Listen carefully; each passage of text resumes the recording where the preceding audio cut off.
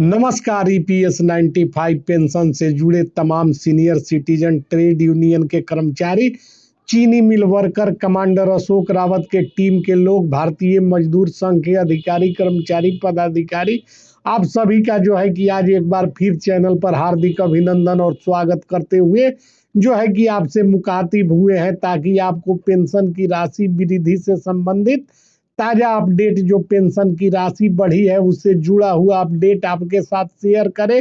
तो सारा खबर आपको हम बताएं उससे पहले यदि चैनल पर नए हैं तो चैनल को सब्सक्राइब, वीडियो को लाइक और शेयर करना मत भूलिएगा।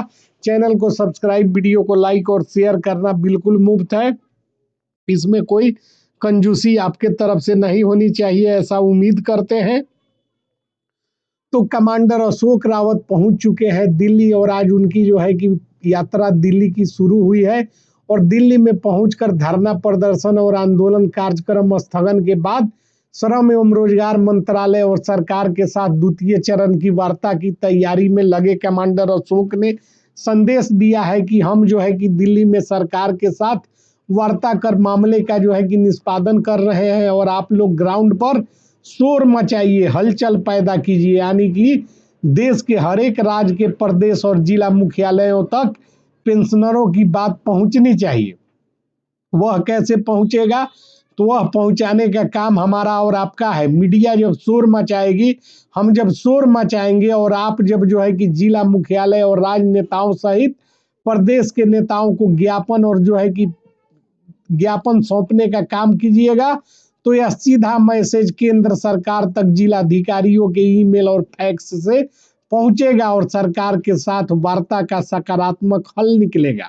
इसी कड़ी में उन्होंने कहा है कि मेरे प्यारे ईपीएस 90 पेंशन साथियों, आज मैं दिल्ली से आप सभी को संबोधित कर रहा हूं। यहाँ संसद के गलियारे में हम सरकार की हर उस कुर्सी को झकझोर रहे हैं जहां आपकी आवाज को दबाया गया है, जहां आपकी मेहनत, आपका योगदान, आपका बुढ़ापा मजाक बनाकर रख दिया गया है। मैं साफ साफ कहना चाहता हूं कि दिल्ली में सरकार का एक एक सीट ईंट से ईंट बजा रहे हैं, और हर दफ्तर, हर मंत्रालय, हर संसद के दरवाजे पर दस्तक दे रहे हैं, और साफ साफ कर रहे हैं कि ईपीएस 95 पेंशनरों की लड़ाई अब किसी भी कीमत पर पीछे हटने का सवाल नहीं। अब जो है कि पेंशन की राशि जो बढ़ाई जा रही है, जो राशि बढ़ रही है, लेकिन साथियों यह लड़ाई सिर्फ दिल्ली में नहीं लड़ी जा सकती। असली ताकत, असली आवाज, असली दबाव ग्राउंड पर आप पैदा करते हैं।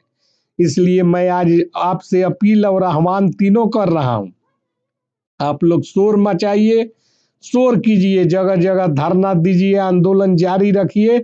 सरकार को यह महसूस होना चाहिए कि ईपीएस 95 पेंशनर अब कहीं दबे हुए लोग नहीं है, बल्कि मीडिया में जो हमारे साथी काम कर रहे हैं, उन लोगों से भी मेरा अनुरोध है कि ईपीएस 95 पेंशन की आवाज को बुलंद करें।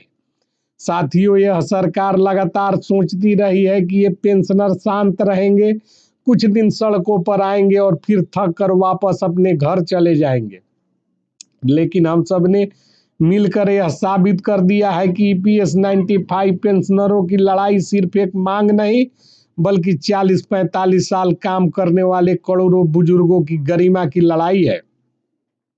आज मैं आपको बता दूं कि हमने संसद के भीतर संदेश दे दिया है कि पेंशन बढ़ेगी, और जरूर बढ़ेगी, लेकिन इसके लिए आपको अपनी आवाज को इतनी बुलंद रखनी होगी कि दिल्ली की सर्द हवाएं भी आपके संघर्ष की गर्मी महसूस कर सके।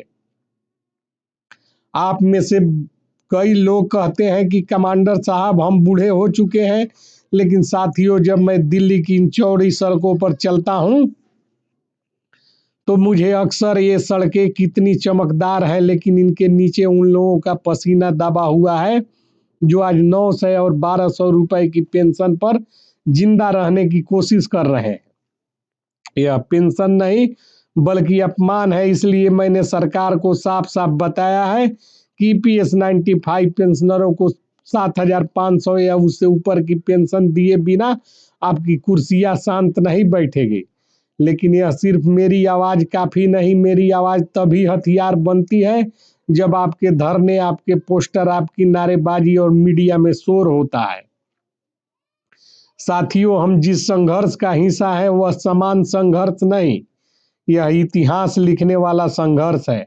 आने वाली पीढ़ियां याद करेगी कि जिन पेंशनरों को सरकार भूल गई थी, वे पेंशनर खुद को याद दिलाने दिल्ली पहुंच गए, ग्राउंड पर डट गए और पूरे देश में आवाज बनकर खड़े हो गए। कई जगहों पर आपने देखते ही देखते हजारों की भीड़ इकट्ठी कर दी। आपने स्थानीय प्रशासन को भी सोचने पर मजबूर कर दिया, लेकिन अभी भी कुछ जगहों पर लोग सोचते हैं कि शायद दिल्ली में कुछ होगा तब हम आंदोलन करेंगे। मैं आज स्पष्ट कर दे रहा हूं कि आप आंदोलन करेंगे तो खुद आपकी आवाज सरकार तक पहुंचेगी। यहाँ मैं साफ कहना चाहता हूं कि सरकार को छोड़ना नहीं है। वे सिर्फ वादे करेंगे, डेट बदलेंगे, फाइलें घुमाएंगे, लेकिन आप लोग लगातार दबाव बनाए रखना। आपको थकना नहीं है, रुकना नहीं है। तो कमांडर अशोक रावत का यह संदेश मीडिया के माध्यम से हम प्रसारित कर दिए हैं और आपको बता देना चाहते हैं कि यह जो है कि बातचीत का क्रम शुरू हुआ है, जिसमें जो है कि कमांडर अशोक रावत बात करने के लिए दिल्ली बुलाए गए हैं। श्रम एवं रोजगार मंत्रालय का रुख स्पष्ट है और केंद्र सरकार जब बात कर रही है तो पेंशन वृद्धि सुनिश्चित है। कई साथी पूछते हैं कमांडर साहब आंदोलन कितना लंबा चलेगा। मैं कहता हूं कि जब तक जीत नहीं मिलती। आप सोचिए, जो मजदूर 60-65 की उम्र में है, जो चलने में भी मुश्किल महसूस करते हैं, वो सड़कों पर उतरते हैं, तो यह संदेश अपने आप सरकार तक चला जाता है कि यह कोई छोटा मुद्दा नहीं है। हमारा लक्ष्य पेंशन वृद्धि ही नहीं, डीए और मेडिकल फैसिलिटी सब कुछ लागू करवाना है और इस कड़ी में और इस दिशा में सरकार के साथ हमारी वार्ता शुरू हो चुकी है और वार्ता करने के लिए जो है कि कमांडर अशोक रावत को दिल्ली बुलाया गया है। उन्होंने कहा है कि मैं आपसे एक और बात कहना चाहता हूं कि आंदोलन सिर्फ भीड़ का खेल नहीं, यह संदेश का खेल है। हर पोस्टर, हर नारा, हर वीडियो, हर रैली, हर हस्ताक्षर अभियान, हर प्रधानमंत्री तक पहुंचने वाला पत्र सोशल मीडिया पर जो है कि ट्रेंड करता है और इसको हमारे मीडिया के साथी जोर शोर से उठाने का काम करते हैं, जिससे निर्मला सीतारमण और प्रधानमंत्री दोनों प्रभावित होते हैं और अंततोगत्वा जीत सुनिश्चित है। घबराने की आवश्यकता किसी को नहीं है। कदम से कदम मिलाकर आगे बढ़ते रहिए और शोर मचाने का काम कीजिए। आपकी आवाज दिल्ली पहुंच रही है और दिल्ली वाले आपकी आवाज को दबा नहीं सकते। इसके लिए पूरा एक पैटर्न बना हुआ है जिसमें मीडिया के लोग भी शामिल हैं, जो आपको सहयोग करने का काम कर रहे हैं, आपकी आवाज को बुलंद करने का काम कर रहे हैं। साथियों, इतिहास गवाह है कि बड़ी लड़ाइयाँ कभी आसानी से नहीं जीती जाती, लेकिन हम वह लोग हैं जिन्होंने उम्र भर मेहनत की है, देश की मशीनरी चलाई, उद्योग को खड़ा किया, सरकार की योजनाओं को जमीन पर उतारा। आज सरकार पर यह कर्ज है कि वह हमारे बुजुर्गों को सम्मानजनक पेंशन दे। हम सबको आदेश है कि हर जिले में आंदोलन तेज करो, हर प्रखंड में धरना शुरू करो, हर क्षेत्र में अपनी मौजूदगी दर्ज करो और याद रखो हमारी लड़ाई सही है और सही लड़ाइयाँ हमेशा जीती जाती है, हारी नहीं जाती। मैं आप सबको संदेश देना चाहता हूं कि हम सरकार की हर कुर्सी को हिला रहे हैं।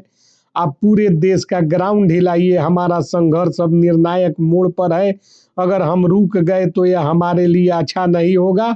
सरकार ने हमें जो है कि पुनः बुलाया है और वार्ता शुरू होने वाली है और वार्ता का एक एक अपडेट आपको मुहैया कराया जाएगा और पेंशन की राशि बढ़ने वाली है। यह कमांडर अशोक रावत जी का सीधा संवाद और सीधा संदेश देश के 78 लाख पेंशनरों के नाम है।